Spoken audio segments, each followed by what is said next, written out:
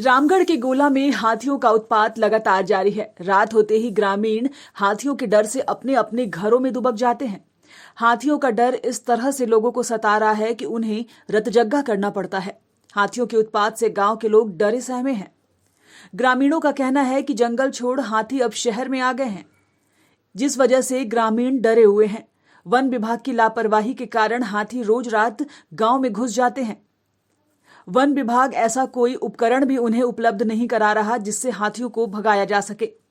2-3 दिन पूर्व गोला शहर में जंगली हाथी का आना, शहर में दहशत का माहौल है और गांव में भी जंगली हाथी का विचरण और जान माल का क्षति भी हो रहा है, फसल का भी नुकसान हो रहा है। वन विभाग को चाहिए कि इस पर संज्ञान लेते हुए त्वरित वन विभाग को हाथी भगाओ जो टीम है वो उस पर सक्रियता दिखावे। देख सकते हैं कि लगातार 3 महीनों से राजरप्पा क्षेत्र और गोला क्षेत्र में लगातार हाथियों का प्रकोप 3 महीने से लगातार जारी है। इस पर कई ग्रामीणों की जान भी जा चुकी है और खास कर अभी आप कुछ दिन पहले देखें कि गोला डीबीसी चौक में NH रांची और बोकारो मार्ग पर अचानक हाथी आ जाता है। इस पर वन के जितने भी पदाधिकारी हैं उस पर किसी प्रकार का हम नहीं देखें कि इस पर मतलब वन विभाग द्वारा समाधान किया जा रहा है कि ये जंगल विभाग की लापरवाही है। लापरवाही इस मायने में है कि जंगल को लोग आज जमीन माफिया लोग सेटिंग करके और हाथियों का जो आश्रय था उसको छीन लिया है। ऐसे में बेचारे हाथियों का ज्यादा कसूर मैं नहीं मानता हूँ।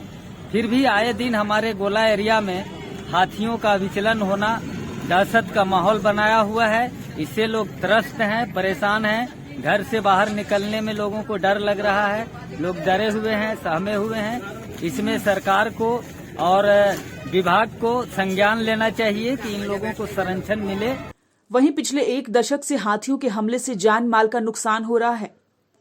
इस मुद्दे पर वन विभाग के अधिकारी कहते हैं कि पिछले कई वर्षों से हाथी गोला वन क्षेत्र में रहते हैं। इसको रोकने के लिए हमारे पास एक टीम है। हमारी कोशिश रहती है कि हाथी जंगलों में ही रहें। गलती से हाथी अगर धान खाने के लिए गांव में पहुंचते हैं तो हमारी टीम उसे वापस जंगलों में ले जाती है। हाथी अभी गोला में सालों से गोला जो हमारा रेंज है उसमें हाथी रहते हैं, तो इसको रोकने के लिए हमारे पास क्विक रिस्पांस टीम है जो गोला में हमेशा रहती है। और हमारा ये मेन हमारा उद्देश्य होता है कि जो हाथी है वो जंगल में ही रहे, हमारे जो हैबिटेशन एरिया में ना जाए। अगर गलती से वो धान के लिए या किसी चीज़ के लिए पहुंचती है तो हमारी क्यूआरटी टीम वहां पहुंचती है, उन्हें वापस जंगल की ओर ले जाती है।